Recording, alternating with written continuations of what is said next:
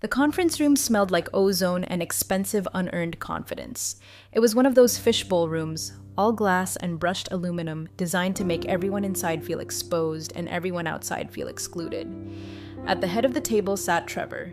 Trevor was 25 years old. He wore a Patagonia fleece vest over a t-shirt that cost more than my first car, and he had the kind of teeth that looked like they'd been whitened by a nuclear blast. He was our new CTO. He had been on the job for 3 weeks, and in that time, his primary contribution had been replacing the break room coffee with a kombucha tap, and referring to our mainframe, the iron beast that processed $2 billion a day, as tech debt. Morgan Trevor said, leaning back in his Herman Miller chair, spinning a pen that he probably didn't know how to refill, "We need to talk about velocity. We need to talk about agility. We need to talk about the legacy anchor." He meant me. I was the anchor. I sat there, hands folded on the table, looking at him. I'm 61. I've been with this firm since before Trevor was a gleam in his private equity father's eye. I wrote the batch processing scripts that handled the overnight settlements in 1989. I survived the dot-com bust, the 2008 financial crisis, and 3 different CEOs who thought blockchain was the answer to a question nobody asked. I don't smoke, but sitting across from Trevor, I felt the phantom itch of a nicotine addiction I never had. I wanted to blow smoke in his face just to see if he'd cough up his avocado toast. "Go on, Trevor," I said. My voice was calm. It's the voice I use when a server rack overheats. "Tell me about the anchor." "Look, Mo," he said. He called me Mo. Nobody calls me Mo. You're a legend. Seriously, the work you did on the COBOL core historic, but we're pivoting. We're going cloud-native microservices, Kubernetes. We need builders, not maintainers, and frankly, your salary band. Well, it's heavy. We can hire 3 full-stack devs for what you're costing us." He smiled. It was a pity smile, the kind you give a dog right before you take it behind the shed. "So," he continued, sliding a thick envelope across the table, "put together a transition package. It's generous. Early retirement, honorary emeritus status. You get to walk away a hero." I looked at the envelope. I didn't reach for it. By the way, if you're enjoying watching a corporate dinosaur about to metaphorically bite the head off a raptor, go ahead and hit subscribe and maybe give this a like. It keeps the servers running and fuels my vindictive joy. Anyway, back to the execution. "Trevor," I said, ignoring the envelope, "do you know what runs on the Z-series mainframe in the basement?" "Old code," he scoffed. "Spaghetti. That's why we're scrapping it. It's not just code, Trevor. It's the clearinghouse interface. It's the SwiftWire verifications.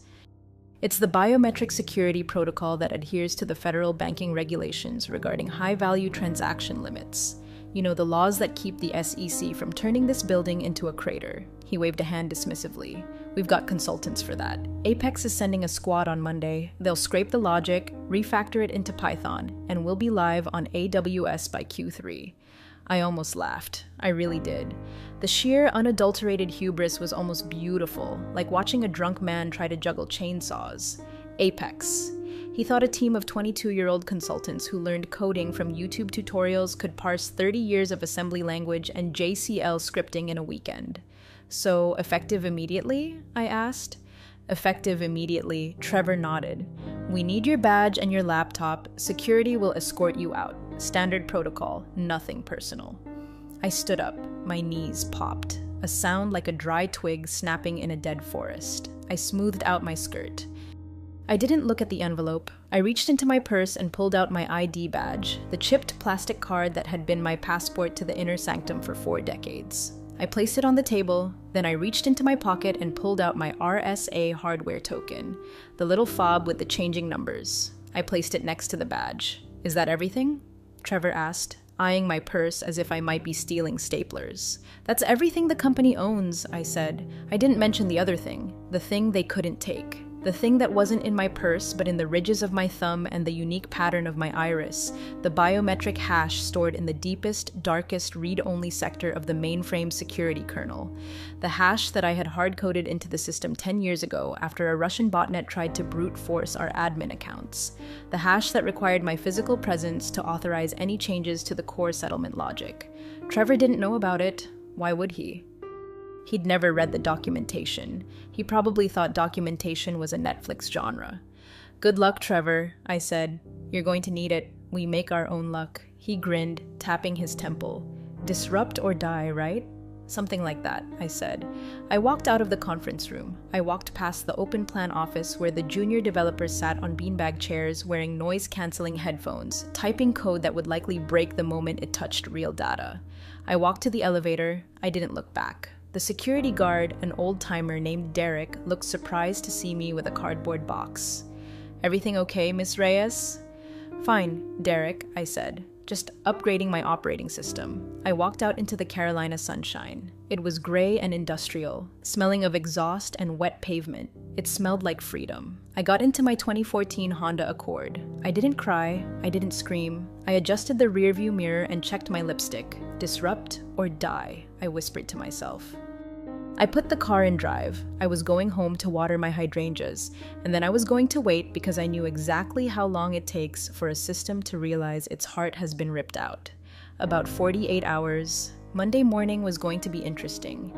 My garden is a lot like a mainframe if you think about it. It requires structure, patience, and the ruthless elimination of bugs. Saturday morning, I was knee-deep in mulch, pruning the dead heads off my hydrangeas. The soil was cool and damp under my gloves. It was the first time in 20 years I hadn't spent a Saturday morning checking the server logs over coffee.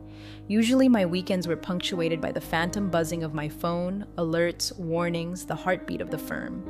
Today, the phone sat on the patio table, silent. It was a silence that felt heavy like the air before a thunderstorm. I made tea, Earl Grey hot, not the kombucha sludge Trevor was pumping into the veins of my department. I sat on my porch and watched a squirrel trying to break into the bird feeder. I named him Trevor. He was persistent, annoying, and ultimately destined to fail because I had engineered that feeder with the same paranoia I applied to the firm's firewall. Around noon, the first text came through. It was from Elliot, a junior engineer I'd hired 2 years ago. Elliot was a good kid. He actually knew what a pointer was, which put him in the top 1% of the new hires. "Mo, are you really gone? The vanguards are here." The vanguards. That's what we called the external consultants. They weren't always from Apex, they were all the same.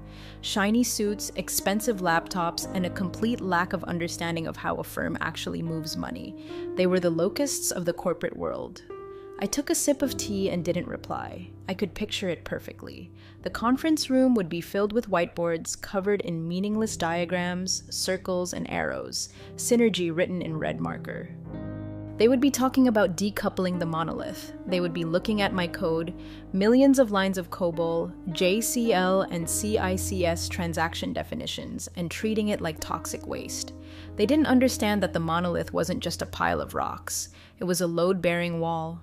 By Sunday evening, the modernization had begun. I knew this because my phone buzzed again. Another text from Elliot. They're bypassing the staging environment. Trevor says, "We need to move fast." He gave them root access to the dev partition. They're running scripts I've never seen. I felt a cold spike in my chest.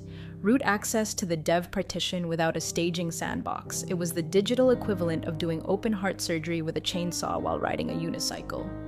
I closed my eyes. I could see the system map in my head. It was a beautiful, complex web of dependencies. If you touched the customer master file, it rippled through to the loan servicing module. If you updated the loan module, it pinged the general ledger. And if the general ledger didn't get the handshake back within 0.05 seconds, it triggered the fraud lock. The fraud lock. That was the key. The fraud lock wasn't just a line of code, it was a biological gate. 10 years ago, after the Russian incident, the board had panicked. They wanted accountability. They wanted a human neck to choke if things went wrong. So, I gave them mine. I built a biometric authorization layer into the core update sequence for the settlement engine. To push a change to the production settlement logic, the code that actually moves the money out of the firm, you needed 2 things: a cryptographic key, which they had, and a biometric scan of the senior architect, which was currently pruning hydrangeas in Charlotte. They hadn't hit that wall yet.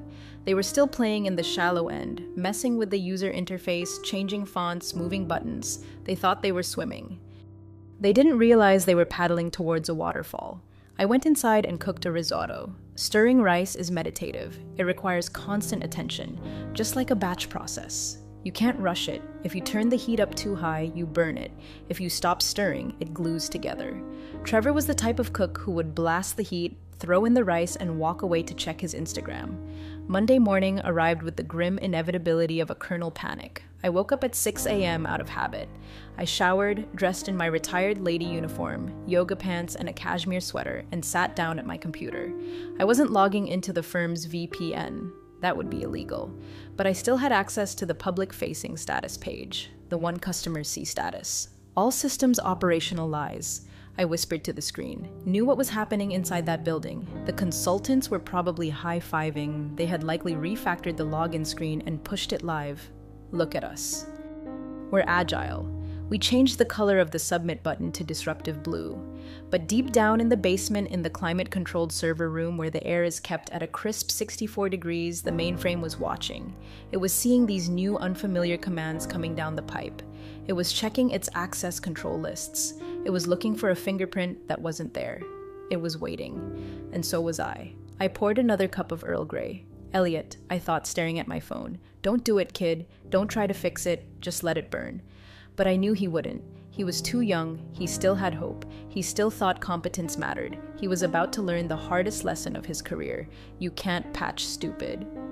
The cracks started showing on Tuesday. It wasn't a total collapse. Legacy systems don't usually explode all at once. They die by 1,000 cuts. It started with the audit logs. In finance, if you don't log a transaction, it didn't happen. And if it didn't happen, but the money moved, that's not a bug. That's a felony. I was at the grocery store debating between organic and non-organic avocados. Trevor had ruined the concept of avocados for me, but I still liked guacamole when Elliot called. Not a text, a call. I let it ring 3 times. I wanted to answer. The instinct to fix and to troubleshoot to save the ship was burned into my DNA, but I looked at the avocados. They were firm, unyielding like me. I picked up. Hello, Elliot. Mo. Oh God, Mo, you have to help me. His voice was an octave higher than usual. He sounded like he was hyperventilating in a server closet. Calm down, Elliot. Breathe. What's wrong? The transaction IDs, he sputtered there. They're skipping. We processed the morning batch and the sequence numbers are jumping by tens of thousands. The compliance dashboard is lighting up like a Christmas tree, but Trevor told us to suppress the warnings. Suppress the warnings? I repeated, my voice flat. He told you to mute the fire alarm while the house smells like smoke. He said it's just legacy noise. He said the new microservices handle indexing differently and the old mainframe is just confused. He called the error logs boomer spaghetti in the stand-up meeting. Boomer spaghetti. I squeezed the avocado in my hand. It didn't yield, but my knuckles turned white. Listen to me carefully, Elliot, I said, leaning against the display of artisanal crackers. Do not suppress those warnings. Print them out, email them to your personal account, document that you were ordered to ignore them. But how do I fix the sequence jump? The consultants are trying to force a raindex on the live database. They're doing what? I almost dropped the phone. Raindexing a live transactional database during business hours is suicide. It locks the tables. Nobody can read, nobody can write. The firm effectively freezes. Trevor gave them the go-ahead. He said, move fast and break things. Well, I said, a cold calm settling over me. He's definitely got the break things part down. Elliot, listen. Do nothing. Not type a single command. If you touch that database while it's reindexing, you will corrupt the pointers. You will turn $2 billion of client data into digital confetti. But the system is slowing down. The brokers are reporting latency. Let it slow down. I said, go to lunch, Elliot. Take a long lunch, Mo. Please just tell me the override code for the table lock. I know you know it. I did know it. It was a hexadecimal string I had memorized in 1997. OX4, a unlock override off PW. It would release the tables, cancel the raindex, and restore sanity. I can't help you, Elliot, I said softly. I'm retired. Remember? I'm an anchor. You don't want an anchor dragging you down. Mo, I hung up. I stood there in the produce aisle, staring at the bananas. My heart was pounding. It went against everything I believed in to let a system fail. Spent my life keeping the lights on. I missed birthdays, anniversaries, and vacations to keep those lights on. But if I fixed it now, Trevor would take the credit. He'd say his agile methodology solved the problem. He'd learn nothing. And next week, he'd do something worse. I put the avocado in my basket. By Wednesday, the small fires were becoming ablaze. Clients were tweeting, "At Ironbridge Capital, why is my app showing a balance of $0? At Ironbridge Capital, I can't transfer rent money. Fix your app. I sat on my couch sipping wine, scrolling through Twitter. The firm's official account was replying with copy-pasted apologies. We are experiencing intermittent technical difficulties as we upgrade our systems to serve you better. Serve you better by locking you out of your own money. Then came the internal leak. Someone, probably Elliot, posted a screenshot on an anonymous IT forum. Showed the CPU usage of the mainframe. It was pinned at 99%. The consultants had deployed a Python script that was querying the entire transaction history for every single user login. It was a denial of service attack, and it was coming from inside the house. I watched the stock price dip just a little. 45 cents. Burn, I whispered. But the real show hadn't started yet. Tomorrow was Thursday, end of quarter. Thursday was settlement day, the day the firm had to reconcile its books with the Federal Reserve.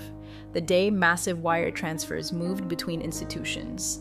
The day the system had to be perfect, and the day the system would check for the biometric authorization of the senior architect. I checked my calendar. Thursday, 10 a.m. spa appointment. Perfect timing. Thursday morning dawned with the kind of crisp, clear blue sky that usually signals a good day for high-frequency trading. For Ironbridge Capital, however, it was the sky over a battlefield. Quarterly settlement is not a joke. It's not an agile sprint. It is a hard, federally mandated deadline by 4 p.m. Eastern Standard Time. Billions of dollars in commercial wires, international clearings, and interbank settlements must be finalized. If the ledger doesn't balance or if the transmission doesn't go through, the fines start at painful and quickly escalate to congressional hearing. I was at a day spa in South Park, wearing a fluffy white robe and sipping cucumber water. My phone was in a locker turned off. At the firm, I knew exactly what the sequence of events was. 8 a.m. The batch jobs kick off. The mainframe begins aggregating the millions of transactions from the last 90 days. This usually takes 2 hours. With the optimizations Trevor's team had likely installed, it was probably choking on its own vomit. 10 a.m. The first warning bells, the verification hashes wouldn't match. Why? Because the consultants had probably changed the character encoding on the database from EBCDIC, which mainframes love, to UTF-8, which mainframes tolerate but despise without updating the translation tables. 11 a.m. Panic.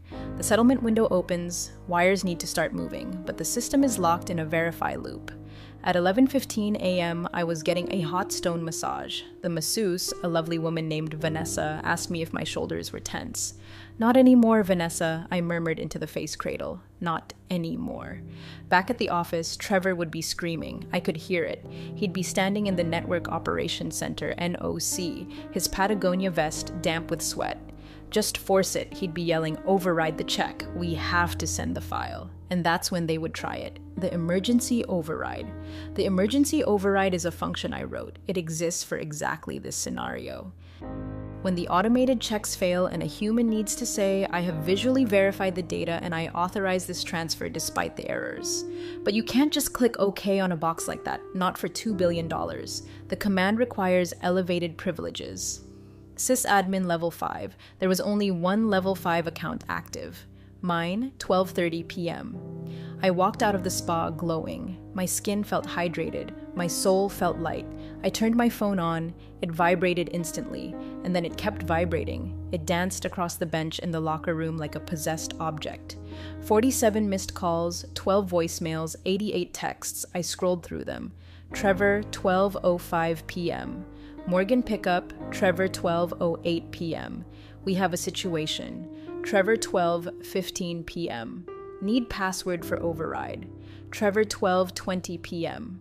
Seriously, pick up the phone. Elliot, 12:30 p.m. It's the biometrics Mo. The screen says authorization required. Senior architect biometrics. Trevor is losing his mind. He tried to pseudo past it. The system locked him out entirely. I smiled. A cold, thin smile. The Russian protocol.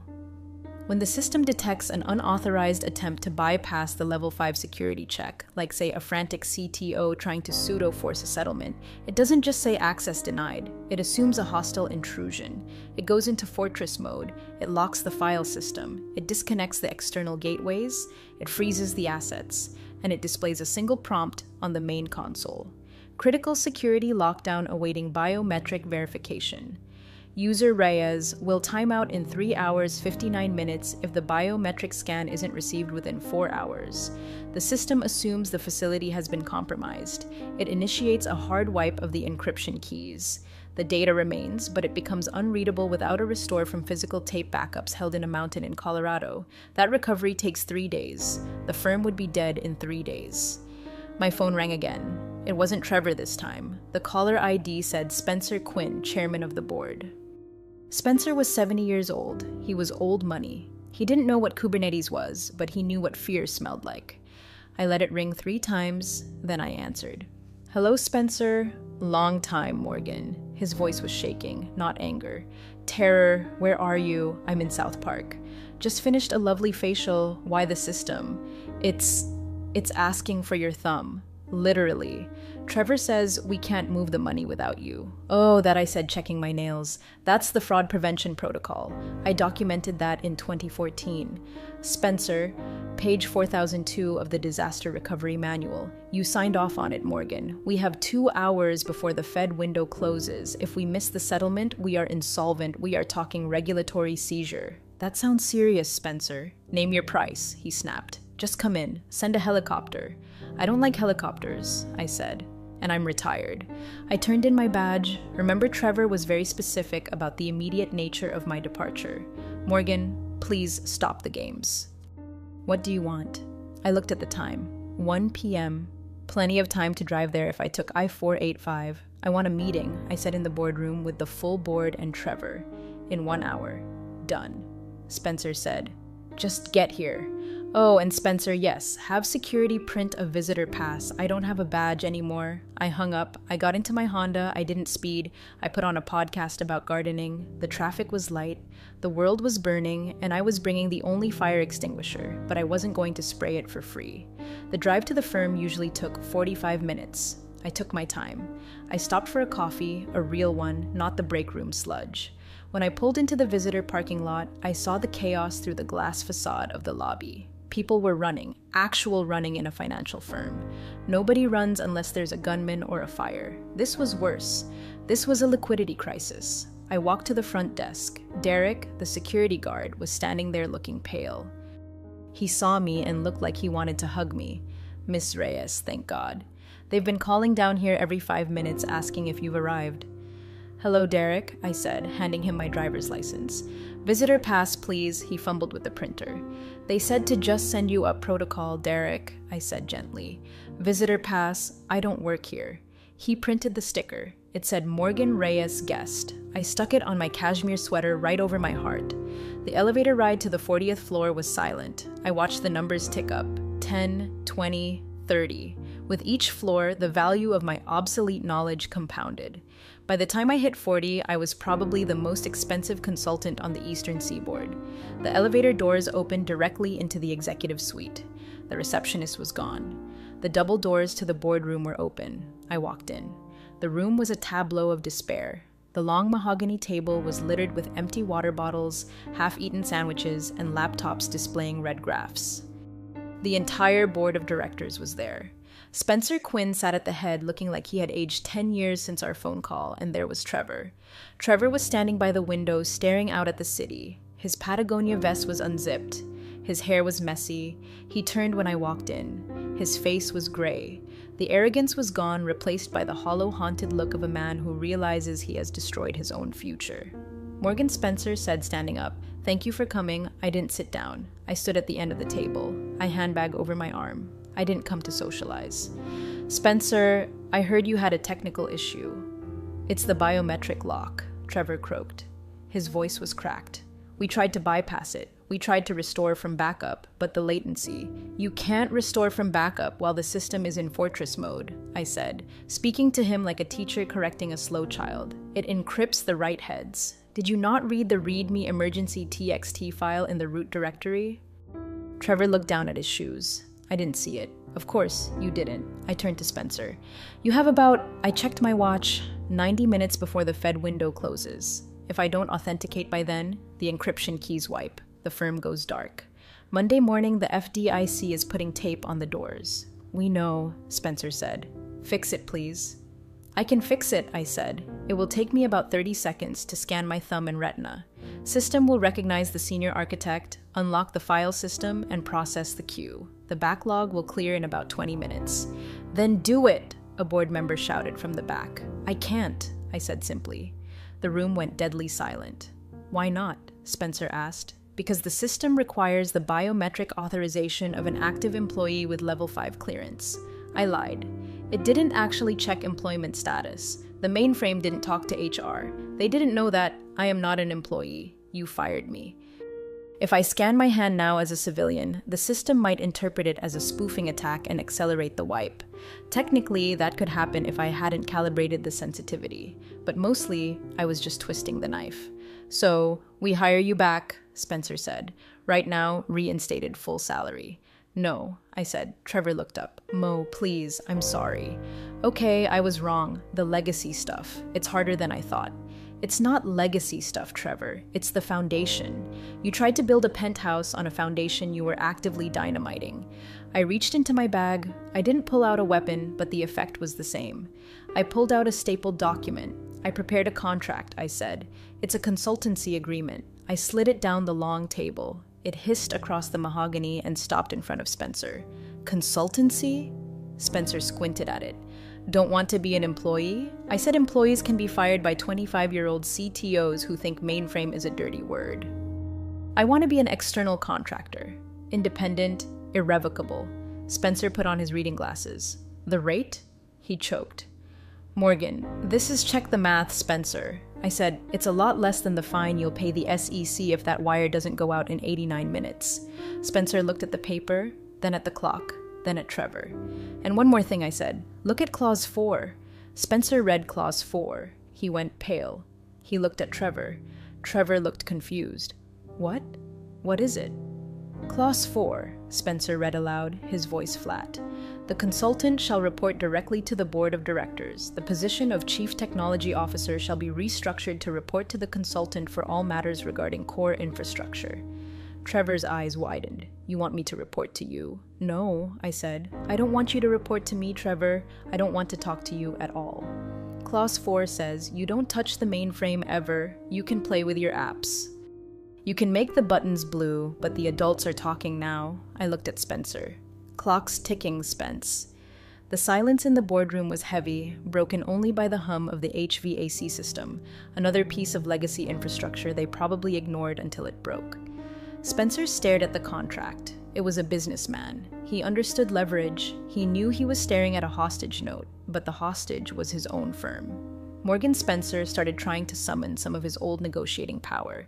This retainer, it's substantial. $500 an hour with a guaranteed minimum of 40 hours a week plus a quarterly retention bonus. I added for maintaining the biometric availability. This is extortion. The board member in the back muttered. No. I turned to face him. It was Kyle. He had voted for the outsourcing deal last year. Extortion is illegal. This is supply and demand. You have a demand for a thumb that opens a $2 billion lock. I supply the thumb. The price is the price. I walked over to the window standing next to Trevor. He smelled like fear and dry shampoo. You know, I said, looking out at the city skyline. When I wrote the code for the settlement engine in 1998, I told the board then that we needed a redundant team. I said we needed to train successors. Do you know what they said? Nobody answered. They said it was too expensive. They said, Morgan, you're the best. Just handle it. I turned back to the room, so I handled it. I built it so secure that not even God could move money without me. You didn't pay for redundancy then. You're paying for it now with interest. Spencer looked at the legal aide, Chelsea, a young woman who looked like she wanted to be literally anywhere else. Is this enforceable? She skimmed the document. It's standard independent contractor language, sir, except for Clause 7. Clause 7, Trevor asked. Clause 7 states that the biometric access is non-transferable and that any attempt to coerce, bypass, or replicate the consultant's biometric data constitutes a breach of contract, resulting in an immediate termination fee of, she gulped, $5 million that was hard-coded for fraud liability compliance, I said smoothly. Remember, we needed to ensure that no one could force me to approve a transfer at gunpoint. If the contract is breached, the liability shifts to the firm. You signed off on the original logic, Spencer. I'm just codifying it. It was beautiful. I was using their own compliance rules against them. The biometric system was designed to prevent a criminal from forcing me to steal money. Now, it was preventing the board from forcing me to work for free. Trevor finally spoke up. He looked desperate. Spencer, we can't do this. She's hijacking the department. If she controls the core, my modernization strategy is dead. We can't be agile if we have to ask permission from a consultant every time we push code. Spencer looked at Trevor and he looked at the red numbers on the screen projected on the wall. Time to settlement failure, 11200. Trevor Spencer said quietly, "Shut up." Trevor's mouth snapped shut. Spencer picked up a Mont Blanc pen. "If we sign this, you unlock the system immediately." "Immediately," I said. "And you train a successor." "I will train a team," I corrected properly. "Not boot camp graduates. I'll hire real engineers who understand memory management and race conditions. It will take 2 years. 2 years, Spencer sighed. He looked at the contract again. He looked at the terrified faces of his board. He looked at the potential ruin of his reputation. He signed. He slid the paper across the table. "Welcome back, Morgan," he said, his voice devoid of warmth but full of resignation. I picked up the contract. I checked the signature. I folded it neatly and put it in my purse. "Thank you, Spencer. I look forward to our quarterly reviews." I turned to Trevor. "Give me your laptop." "What?" Trevor blinked. "I need a terminal to access the admin console. Unless you want me to go down to the basement. That might take 10 minutes. We don't have 10 minutes. Trevor hesitated, then handed over his sleek sticker-covered MacBook. I opened it. The keyboard was sticky. Gross. I opened the terminal. I typed in the IP address of the mainframe gateway. The familiar green on black text appeared. Authorization required. Senior Architect Biometrics. I held up my right thumb. I pressed it against the external scanner attached to the podium, the one they used for board votes. I routed the signal through the tunnel. The room held its breath. A green LED blinked on the scanner. On the screen, the text changed. Identity verified. Reyes, M. Access granted. Fortress mode disengaged. Resuming batch processing. A collective sigh swept through the room loud enough to be a wind gust. "It's processing," I said, watching the lines of code scroll by like a waterfall. "The queue is draining. You'll hit the Fed window with about 8 minutes to spare." I closed the laptop and pushed it back to Trevor. "You should really clean your keyboard, Trevor," I said. "Hygiene is important in code and in life." The tension in the room dissipated, replaced by the exhausted slump of adrenaline withdrawal. Board members were loosening ties, checking phones, whispering to each other. They had survived. But I wasn't done. I remained standing. The consultant title wasn't just a pay raise, it was a shield. I looked at the whiteboard where Trevor had drawn his architecture of the future. It was a mess of buzzwords, data lake, serverless, synergy. I walked over to the board, picked up an eraser, and wiped a single line through the center of his diagram. "We need to establish some ground rules," I said. My voice carried. I didn't need to shout. I held the keys now. Spencer looked up, rubbing his temples. "We signed the contract. Morgan, what else?" "Operations," I said. "Effective immediately. No code touches the mainframe without my code review. Not a script, not a patch, not a font change. If Trevor's team wants to pull data, use the read-only APIs I built in 2005. They do not query the database directly ever. That will slow down our development cycle." Trevor protested, trying to rally. "We have features promised for Q4, the mobile wallet integration." "The mobile wallet can wait." I said solvency cannot. I looked at Kyle, the board member who had called it extortion. "Kyle, do you remember 2009? He looked uncomfortable. "DDoS attack. The DDoS attack." I nodded. "Christmas Eve. Russian hackers hit the firewall with 40 gigabits of traffic. The entire network was buckling. Everyone went home. Who stayed?" Kyle looked at the table. "You did?" "I stayed for 36 hours, I said. I rewrote the packet, filtering rules by hand in real time while the attack was happening. I routed the traffic into a black hole I built on the fly. I saved this firm $40 million in fraud that night. And do you know what? I got a bonus. Someone guessed. I got a mug. I said a branded travel mug. It leaked. I let that hang in the air. I'm not doing this for a mug anymore. This contract isn't just about money. It's about respect for the complexity of what keeps this place alive. You treat technology like it's a commodity, like you can buy it by the pound. It's not. It's a nervous system. You just tried to perform a lobotomy with a spoon, Spencer. He looked at Trevor, who was shrinking in his chair. Trevor, Spencer said, you're off the infrastructure committee. What? Trevor stood up, but I'm the CTO. Not for long, perhaps, Spencer muttered. Morgan is right. We came too close. You're reassigned to the customer experience division. Focus on the app colors. Leave the plumbing to Morgan. But sit down, Trevor, Spencer barked. Was the first time I'd heard him raise his voice at the boy wonder. I felt a warm glow in my chest. It wasn't just victory, it was justice. It was for every engineer who had been told their work was obsolete by someone who couldn't parse a CSV file. I'll need an office, I said. Not a cubicle, an office with a door. Take the corner one. Spencer said it was intended for the new vice president of innovation. We won't be hiring one. Good. I said I want my old team back. Elliot, Sarah, and bring Derek up from security. He needs a raise and I need someone at the door who knows my name. Fine. Spencer waved his hand. Whatever you want, just keep the green light on. I looked at the screen on the wall. The progress bar was at 98%. Settlement complete. Funds transferred. 2,140,500,000 sent status. Balanced. Pleasure doing business with you, I said. I picked up my purse. I walked past Trevor. He looked like he was about to cry. Don't worry, Trevor, I whispered as I passed him. You can still scrum, just not on my servers. I walked out of the boardroom. The air in the hallway felt different. It wasn't stale anymore. It felt like my air. I checked my phone. 3:45 p.m. I could still make it back to South Park for a late lunch. I had a sudden craving for a very expensive steak. The following Monday, the atmosphere at Ironbridge Capital had shifted. The move fast and break things posters had been taken down. In their place was a palpable sense of caution. I arrived at 9 a.m. I parked in the spot marked reserved, which used to belong to the VP of Innovation. When I walked onto the IT floor, the silence was instant. The junior developers usually had their heads bobbing to techno music, stopped typing.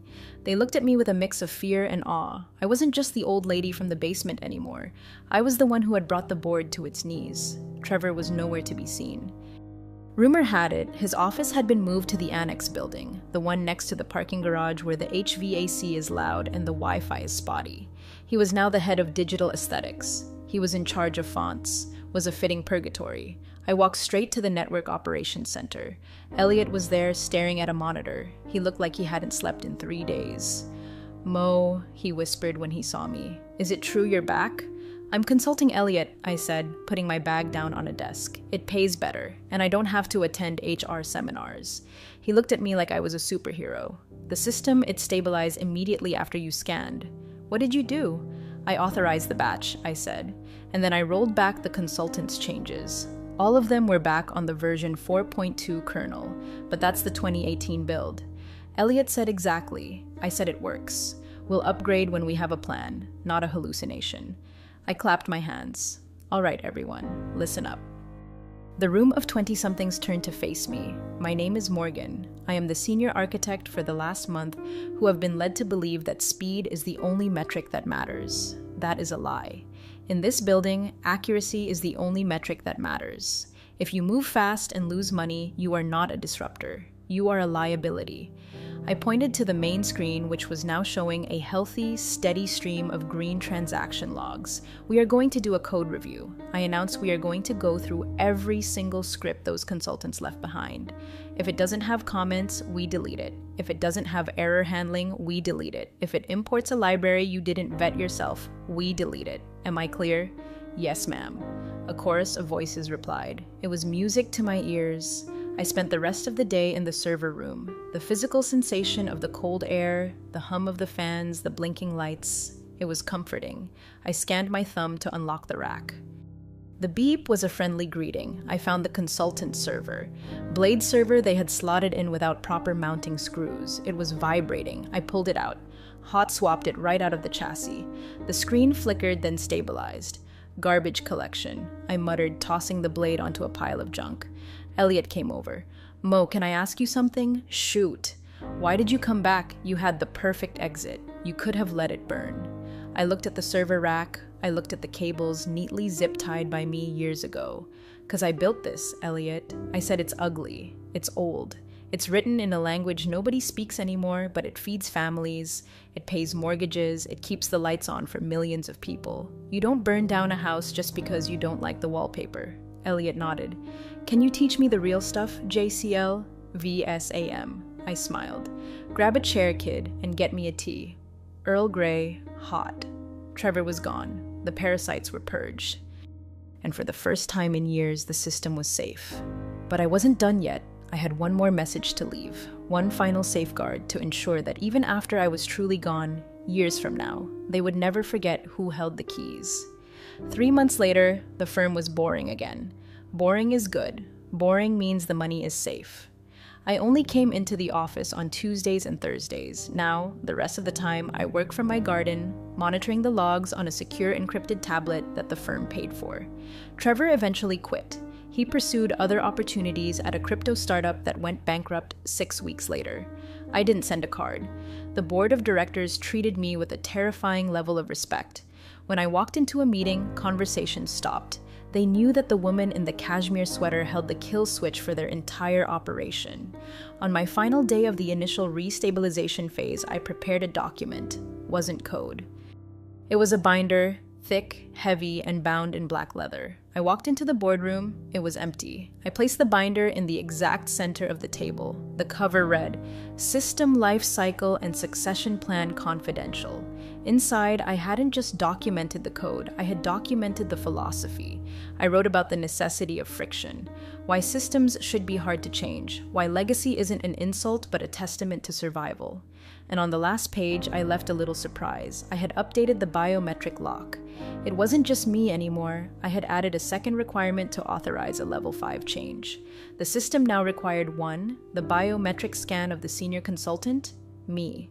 2, the countersign of a qualified junior architect. I had promoted Elliot. He didn't know it yet, but his thumbprint was now the second key to the kingdom. If they ever wanted to fire me again, they'd have to fire him too. And Elliot was loyal. I'd made sure of that. I walked out of the building. The air was crisp. Fall was coming to Charlotte. The leaves were turning the color of money and rust. I got into my Honda. I checked my bank account app. The quarterly retainer had just hit. The number was large, comically large. I tapped the steering wheel. System secured, I said. I drove home. I had hydrangeas to prune. And for the first time in 40 years, I wasn't worried about the phone ringing. Let it ring. I'm a consultant now. I charge for after-hours calls. And if they ever try to replace me with an AI or a blockchain or a Trevor, well, good luck to them. I know where the off switch is. Real power doesn't announce itself. Morgan simply let the silence of the mainframe speak volumes. Then she set her own terms. Ignoring decades of expertise comes with a steep price. True value always finds its way back to the top. Appreciate you all for sticking through this one. See you in the next story.